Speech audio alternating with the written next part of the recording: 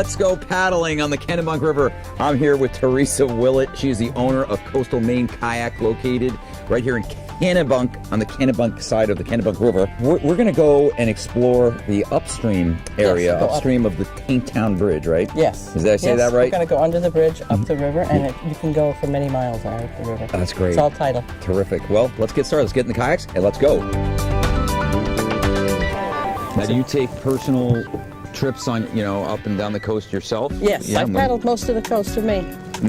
So what? Tell us about the three dories. I've heard a lot about those. Well, the three dories are there in the river year-round. And in the winter, they put Christmas trees in them and light them up. And they swing. They tell you which way the wind is. They're used as a wind indicator. But not representative of the fishing dories. The fishing dories, the fishing. So how far upriver can someone paddle on a high tide?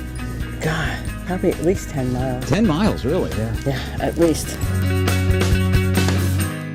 Well, thanks a lot, Teresa, for showing me this wonderful part of the Kennebunk River. A lot of people wouldn't know it if they're just downtown doing the regular tourist thing, that this whole other world exists just a few miles, not even a mile upstream, actually. No, as soon as you get in the water, it changes. Yeah, it's great. Well, become one with nature, right? Yes. In a kayak with Teresa and Coastal Maine Kayak.